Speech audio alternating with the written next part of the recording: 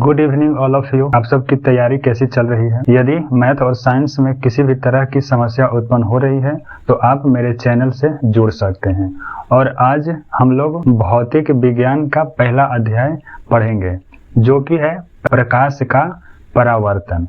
आइए समझते हैं इसके बारे में। पहला एक्सरसाइज है प्रकाश का परावर्तन। एक्सरसाइज 1, प्रकाश का परावर्तन। यह भौतिक विज्ञान का पहला एक्सरसाइज है। इसमें हम लोग देखते हैं कि प्रकाश क्या है, प्रकाश क्या है, और इसे ही हम लोग कहते हैं लाइट, यानी कि प्रकाश को लाइट कहते हैं। यानी कि प्रकाश क्या है? प्रकाश एक प्रकार का ऊर्जा है जिसके सहायता से हम किसी भी वस्तु को आसानी से देख सकते हैं।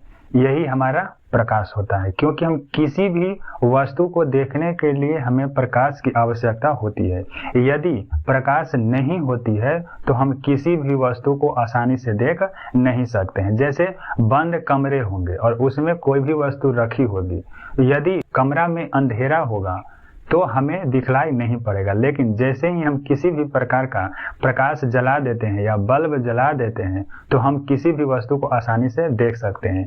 इसलिए हमें किसी भी वस्तु को देखने के लिए प्रकाश की आवश्यकता होती है, यानी कि हम प्रकाश के बिना हम किसी वस्तु को देख नहीं सकते। अब आती है कि प्रकाश किस पथ पर चलता है। तो प्रकाश हमेशा सरल पथ और सीधी पथ पर चलता है, यानी कि प्रकाश जब भी गमन करता है तो वह सीधी रेखा पर गमन करता है।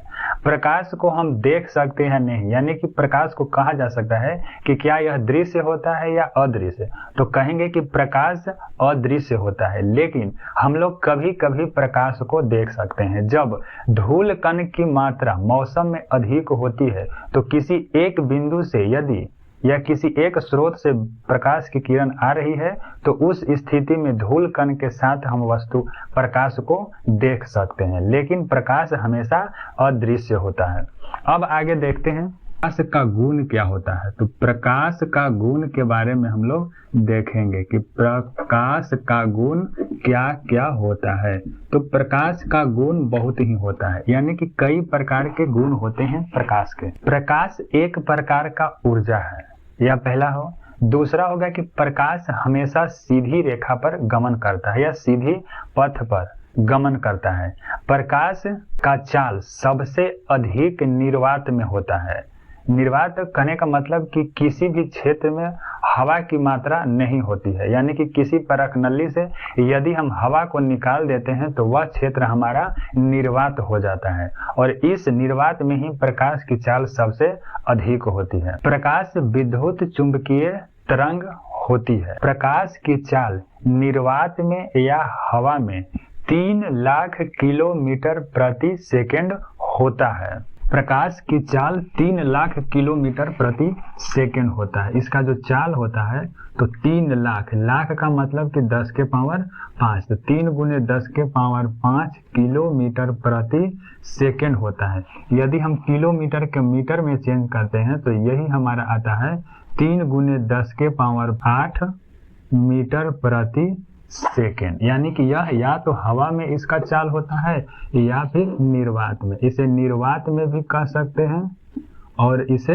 हवा में भी कह सकते हैं, लगभग बराबर होता है। अब आगे देखते हैं कि प्रकाश का परावर्तन क्या है। तो प्रकाश का परावर्तन कहते किसको हैं? जब समसर्वत्र माध्यम से चलती हुई प्रकाश की किरणें किसी दूसरे माध्यम की सतह से टकराती है तो टकराने के बाद वह अपने ही माध्यम में लौट जाती है। तो प्रकाश के लौटने की इस घटना को ही प्रकाश का परावर्तन कहते हैं।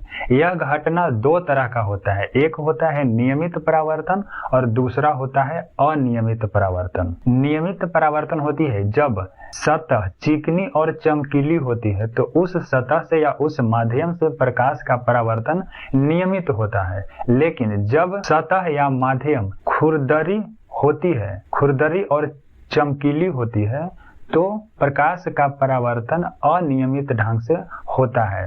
और जो भी प्रकाश की परावर्तन की घटना होती है वह हमेशा नियमित परावर्तन से ही होता है। चलिए इसे चित्र के सहायता से समझते हैं। प्रकाश के परावर्तन की जो घटना होती है वह नियमित परावर्तन का घटना होता है। जैसे सबसे पहले एक ले लेते हैं सतह। यह हमारा सतह वैसी है जो चिकनी सतह भी है और चमकीली है, क्योंकि हम प्रकाश के परावर्तन की घटना पढ़ रहे हैं और यह हमेशा नियमित परावर्तन से ही होती है, जिसमें इस प्रकार की एक चिकनी सतह रहती है जिसके जो पीछे डॉट डॉट के रूप में दिखाई दे रहा है, यह एक प्रकार का रंगा हुआ हिस्सा होता है ताकि इस साइड से प्रकाश की किरण आए तो इस साइड नहीं आती है, इसलिए ही यह लौट जाती है। यदि इस तरह से प्रकाश का किरण आ रहा है या इस ओर से प्रकाश की किरण आ रही है तो जैसे ही इस चिकनी और चमकीली सतह पर पड़ती है तो इसी माध्यम में लौट जाती है, और इस माध्यम में जैसे ही लौटती है तो दोनों किरणों के बीच में एक सीधी डॉट डॉट के रूप में रेखा बन जाती है। यह दोनों किरणों को बीच से विभाजित करती है। जो इस साइड से किरण आ रही है उसे हम लोग कहते हैं आपतित किरण, इसे कहते हैं आपतित किरण, यानी कि जो प्रकाश की किरण आ रही है उसे कहते हैं आपतित किरण, और जो इधर से लौट रही है उसको कहते हैं परावर्तित किरण, परावर्तित किरण बोलते हैं। और दोनों के बीच में एक लंब की तरह कार्य करता है और इसे ही हम लोग कहते हैं अभिलंब,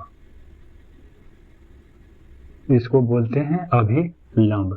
और इस तरह की जो घटना होती है यही हमारा प्रकाश के परावर्तन का घटना होता है। यह हमेशा नियमित ढंग से होती है, यानी कि नियमित प्रकाश का परावर्तन होता है और इसके मुख्यतः दो नियम होते हैं। इस घटना के या प्रकाश के परावर्तन के दो नियम होते हैं। प्रकाश के परावर्तन के दो नियम होते हैं। पहला नियम होता है कि आपतित किरण, ये जो पहला नियम है, आपतित किरण, परावर्तित किरण और अभिलंब तीनों एक ही तल में होते हैं। एक ही तल कहने का मतलब कि एक ही क्षेत्र में होता है। यह हमारा पहला नियम है। दूसरा नियम है कि आपतित किरण और अभिलंब के जो बीच में बनता है इसे हम लोग कहते हैं आपतन कोण, और इसे सूचित करते हैं आई से। और जो परावर्तित किरण और अभिलंब के बीच बनता है उस कोण को हम लोग कहते हैं आर, यानी कि इसे परावर्तित कोण कहते हैं। तो दोनों बराबर होता है, यानी कि आपतन कोण जो होता है वह बराबर होता है परावर्तन कोण का। यदि मान के चलते हैं कि आपतन कोण हमारा 30 डिग्री का है तो परावर्तन कोण भी 30 डिग्री का होगा, क्योंकि यह दोनों कोण हमेशा बराबर होती है। इस तरह से आगे भी इसे बता दिया जाएगा। आगे हम लोग दर्पण के संबंध में पढ़ेंगे कि दर्पण क्या होता है, और इसके लिए जो भी मैंने परिभाषा बताया है उसको लिखा हुआ मिल रहा है, आप उसे नोट कर सकते हैं। यदि मेरे चैनल को सब्सक्राइब नहीं किए हैं तो सब्सक्राइब भी कर लीजिएगा, ताकि मेरे इस चैनल पर महत्वपूर्ण प्रश्न का उत्तर दिया जाएगा, चाहे मैथ हो या साइंस हो, आपके परीक्षा के लिए बहुत ही उपयोगी हो सकती है। धन्यवाद।